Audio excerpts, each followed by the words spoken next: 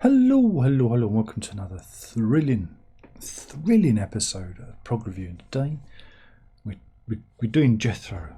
Yes, we're doing still living in the past. Not living in the past. Still living in the past. Bit of an odd one, this. For those of you who know or don't know, Living in the Past was a compilation originally released in 1972. It was released to cover the very first period of the band, from This Was to Aqualung, and it has various like single edits and B-sides and mono mixes and whatnot and remixes. Again, I think it was meant to really kind of act as a bit of an introduction to the band for those who had missed that early period, because they'd had a big success with Aqualung. I mean, Thick as a Brick was coming up, and I think it was aimed at the American and UK market for those who weren't familiar with those albums. That period came with a booklet.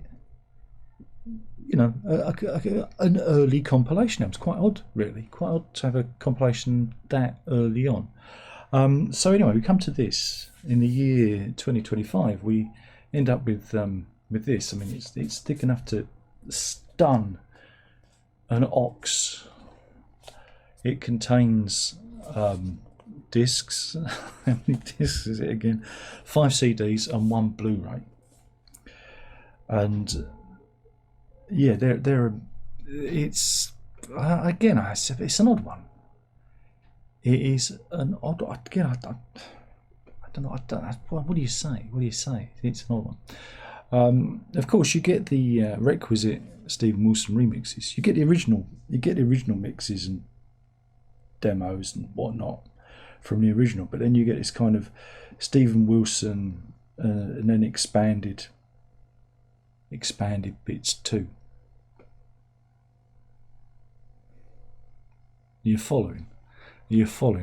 But for those of you who are probably a bit bored with all that, you do get 2 CDs worth of live material. It's the band playing at Carnegie Hall in 1970, and again it covers that period. What they played in that period. So you get Nothing Is Easy, My God, Song for Jeffrey, Cry Your Song, Dharma for One, Society You're a Woman, We Used to Know, and For a Thousand Mothers. It's quite a brief. I think it's quite a brief concert compared to some of the other gigs that they've put on these compilations. And then you've got the Blu-ray. The Blu-ray has all the mixes. You get 5.1 surround sound. You get the surround, even the live stuff, I think is surroundy sounding too. And you get flat stereo transfers of the original. It's the usual thing. But you also get 4 videos. The Witch's Promise, which is a promo film by Piers Bedford. In fact, that and 2 versions of Teacher by Piers Bedford, and then you've got Life Is a Long Song, which was a promo film. Again, some of this stuff has been featured on the expanded editions. He points above his head there, and that's the problem. Because a lot of this stuff is on that. Even the content of the box set. I mean, there are some new bits, but there's also some regurgitation of bits too. So why they expanded this, I'm not really sure. Maybe it's just a completist thing. I don't know. I guess if you haven't got those ones, but you're really a big fan of this, you'd buy this. Yeah, I just bought it because it's a thing to do, and I listened to it all. And again, I don't really have any opinion. There'll be people out. I know somebody. It was Andrew. Andrew said, "Oh, Steve Wilson's ruined the mix." I don't really have any opinions. I don't have any opinions on that, because with this, you get the original mixes, you get the flat mixes, you get the Wilson mixes. You're pretty well sorted, you're pretty well sorted. You can't complain. This doesn't really replace anything. This is more of an addendum. This is more of an addendum, but this one's more expensive. This one is, again, depends where you go, between 50 and 60 pounds.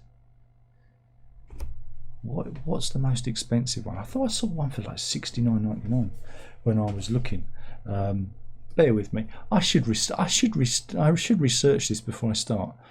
What's the most expensive one? CD. Wow, one's dropped already on eBay. Someone's got a used one for £42. Yeah, it's £60 is the highest. I thought I saw one for $69.99, but I must have been hallucinating. But no, so it's between 50 and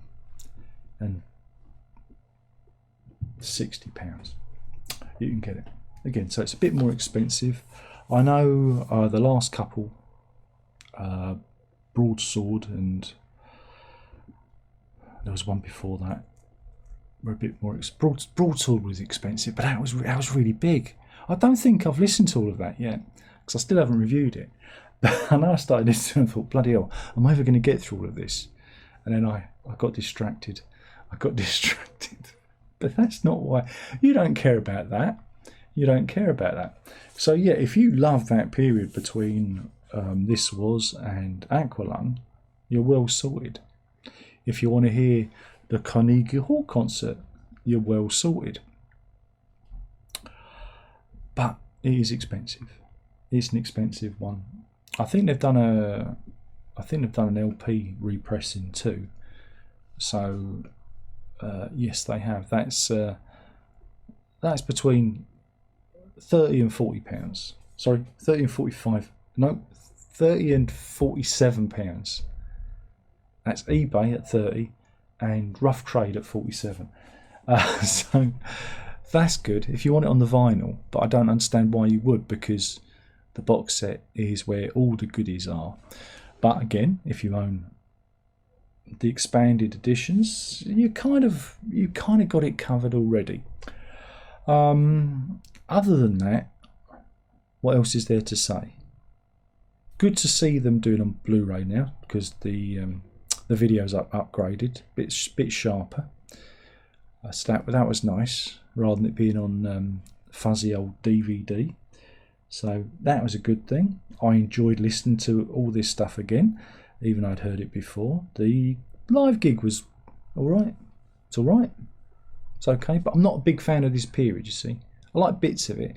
Some of the offcuts are quite fun, like wandering around and up the pool and lick your fingers clean, and I like those ones. Those are my favourites. And of course the singles, Living in the Past and Which Is Promised. Love them. It's a shame they didn't include the Top of the Pops footage. That would have been good, wouldn't it? When they were on top of the Pops.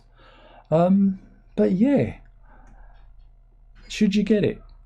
Probably not, because you've probably already got it.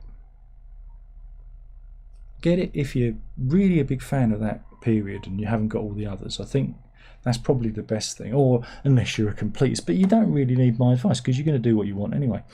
And the good thing about this is you can go to your favourite streaming service. I went to YouTube Music because that's what I use, and it is on there. I believe it's all on there. I know some of it's on there. Now I've said it, I've got to double check that the Carnegie Hall stuff's next. I only listen to a little bit. Oh, Darren, you're such an amateur. Let's have a look. It's all on there, including the Carnegie Hall. It is 4 hours 49 minutes. Look, I've got it up. You don't get this live reaction shit with anyone else. Look at that. So yeah, 68 songs, 4 hours 49 minutes. Of course, you don't get the video. You don't get the surround sound. You don't get the flat transfers, but you do get everything. So you don't even have to spend your money. They've served you well with that. So yeah, there we go.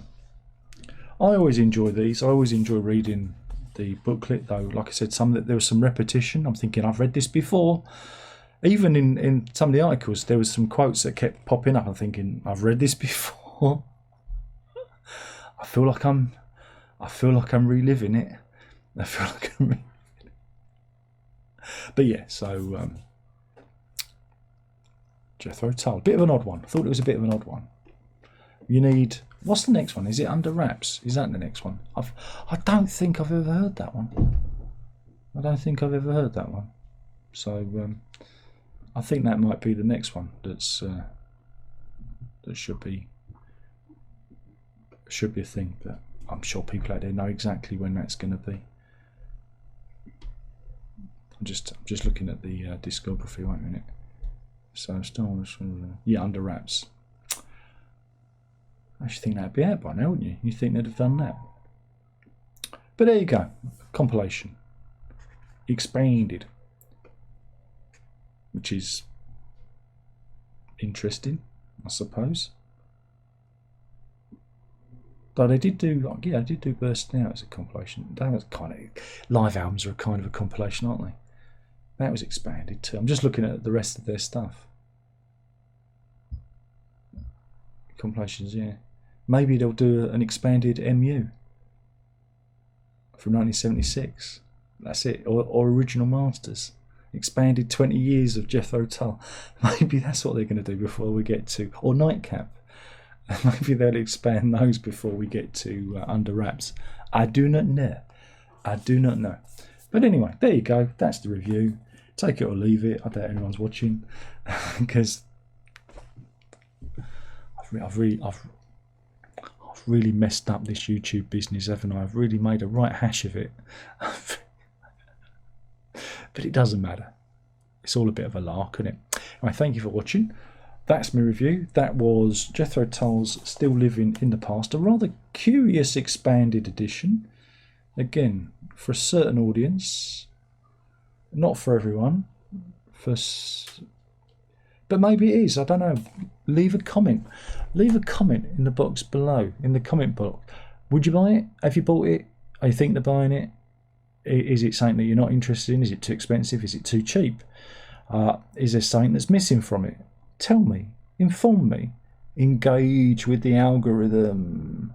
And we'll do this all again soon. There's only one more thing left to say, and by now you should know what that is, and that is PROG on.